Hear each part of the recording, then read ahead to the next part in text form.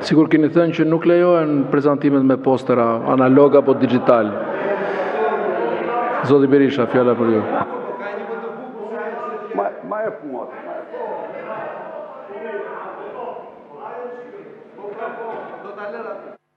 Ja, këtë vëm këtu se mediat e donë këtë. E unë shoh gazetarët që kanë këtu fare, pas ke heqë. Qarë. Kini frikë dhe të merë nga mediat i hajde.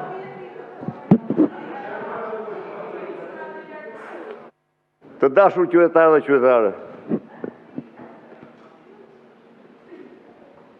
Grupi parlamentar i Partisë Demokratike ka kërkuar në mënyrë të përsëritur këtë komision hetimor për njërin prej skandaleve ndërkombëtare më të mëdha të kohës. Skandal ndërkombëtar që bashkon në një kryezbulusin e FBI të Shteteve të Bashkuara të Amerikës, Charles McGonigal, kreun e ekzekutivit shqiptar Edi Rama, ministra të tij, zyrtar, gjykas, prokuror dhe dimensionet e këtij skandali janë ende të papërcaktuara. Një gjë është e sigurt se McGonigal, me cilin Edi Rama ishte krenar për miqësinë e tij, u sull në këtë vend si një horr që shkelmoi betimin në kushtetutën e vendit të tij, u bë një me Edi Ramën, u përfshi në aktet shëmtura korruptive që i kushtojnë shqiptarëve gjertani 40, por mundet edhe qindra milion euro, duke hequr licenca kompanie ruse dhe duke ia dhënë një kompanie tjetër ruse, u përfshi në proces të vetimut.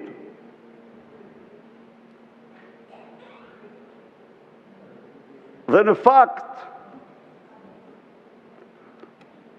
sipas shumë të dhënave, përveç ministrës drejtësisë,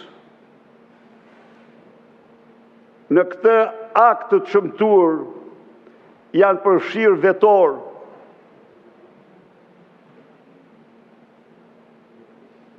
Pamele Stërpamele, Bunga Stërbunga, po, ka dala trondisë shumë. Janë vendosur gjoba ndaj biznesmenëve shqiptar dhe gjitha kjo në mënyrë që ky njeri që kishte humbur integritetin moral dhe besnikrinë ndaj vendit të tij të përdori kundër opozicës shqiptare. E vërteta është se hetimi parlamentar është një rëndësie të jashtëzakonshme në Shqipëri. Në qoftë se McGonigal është një armik i deklaruar i presidentit të Shteteve të Bashkuara, ai është qytetar nderi i bashkive socialiste në Shqipëri. Ku shkojmë ky Damian herë? Ja, ikën ky. Ky tani që duhet ishte pikërisht këtu ai, merr në telefon dhe të vi, po s'vjen. Pra, pikërisht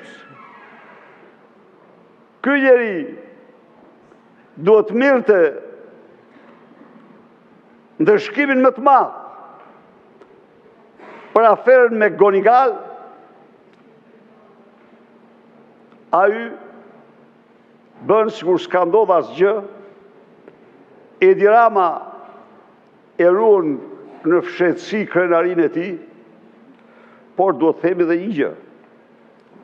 Sigurisht këtë do e hetoj, edhe po e heton drejtësia amerikane. Ne Gonigali ishte i përzgjedhur numër 1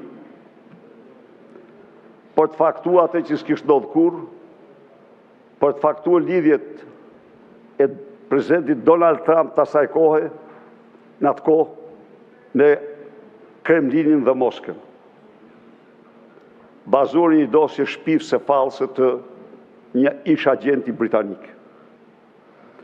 Pra, në këtë vorbull, është kreu juaj, është kryetar juaj. Dhe nga ky vorbull, ky kryetar nuk del kurrë.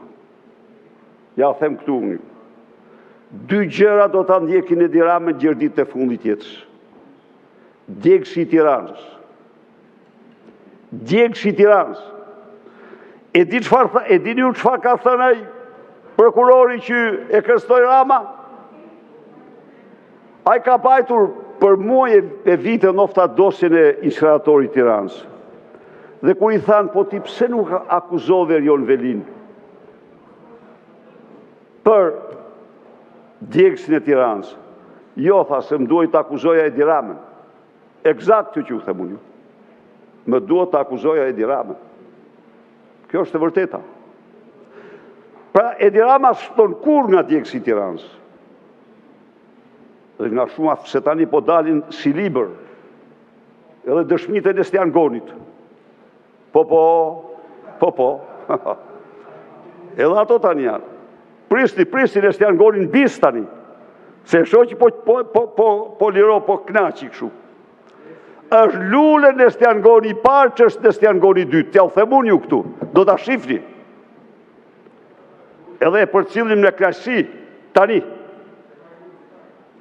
Është lule. Pra, nuk shpëtoni dot nga këto. Por ka një dimension ndërkombëtar, të tmerrsisht rëndësishëm. Ish njeriu që duhet siguron të vendin e tij nga korrupsioni, vendin e tij udhëhiqte NATO-n.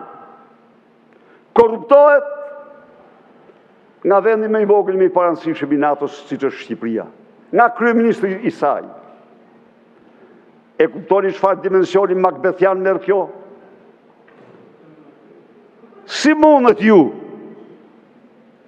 të pengoni komisionin hetimor parlamentar? Mendoni ju se kryeministri juaj do ta ka përcej? Absolutisht kur. Prandaj, zoti kryetar, do bësh një gabim të madh historik, që të bllokosh do shkelish kushtetutën për hir të një akti super skandaloz të Edi Ramës, i cili korruptoi kreun e kundër zbulimit të Shteteve të Bashkuara për hir të karrigëve të tij për të luftuar opozitën në mënyrën më të pandershme. Ne nuk ndahemi. Ju po shkelni kushtetutën e vendit, por ju pa absolutisht, sepse ju çfarë ndodh me ju? Çdo hetim që kërkohet për Edi Ramën ju o bllokoni. Po tani kur t'ja nxjerr Lubia një nga një, çfarë do bëni ju? Ja, nesër e rregulluar se i bat 2 gjyqe të njëjtën ditë, që të vrasin me zhurmë njëra tjetrën, edhe Erjoni edhe Lubia. Mirë, këtë e bët, po ç'do bëni pas nesër?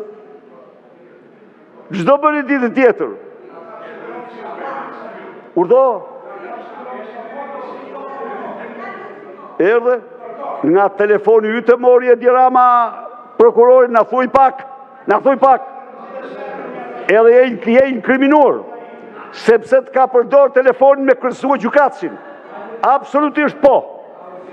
Të ka përdor telefonin. Duket të konsideruar ty si kok turku, po të mbron Dumani sot, po s'ka njëri që të mbron nesër. Ato kostumet ku i keti? Ku i ke ato kostumet e... Çfarë thot? Ju lutem, zoti Manja. Ku i ke ato kostumet e Udo? Zoti Berisha vazhdoni fjalën. Jo, i ke fshe ato, i ke heq ato. Mos e personalizoni. I ke heq, i ke heq. I ke hequr ato. I ke heq ato. I ke Zoti hequr ato. Manja, ju lutem, uluni. I ke hequr ato. Ulu ato. I ke hequr ato Taltin Hajrit. Ku i ke ti Taltin Hajrit? Ku i ke Taltin Hajrit?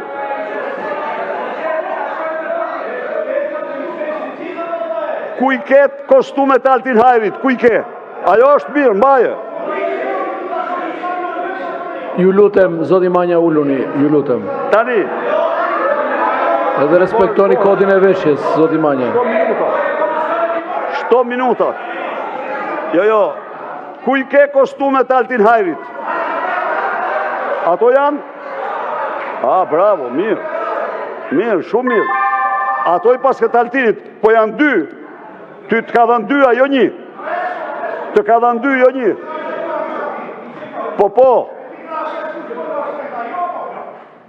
Urdho?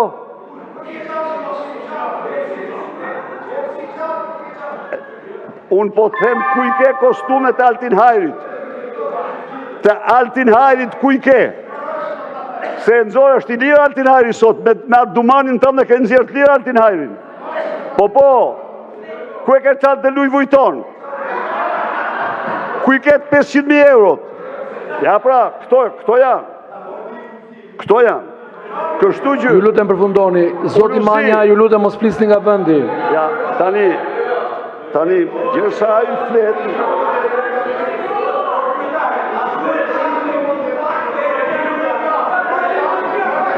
Kërkoni fjalën për replikë dhe mund të përgjigjeni, jo nga vendi, ju lutem. Jo. Nëse vazhdon edhe mundet. Pra, Uluzi, të garantoj që në kërkim do përfundosh si Altini, si Altin Hajri, dhe nuk ke shpëtim, sepse edhe në Vjenë thuhet se shkove ti, pastaj the ka shku e Tilda. Vjenë me Gonigalin, e akuzova unë, pastaj tha jo, ka qenë e Tilda, s'kam qenë unë Vjenë me te. Kjo është. Ndaj dhe... Mirë, falemderi zoti Berisha. Kush e do fjalën? Po, replik zoti Manja. Zoti Berisha mbaroi koha, ka kohë që ka mbaruar koha. Fjala për zotin Manja për replik. 2 minuta replik. Po vlamor. Jo.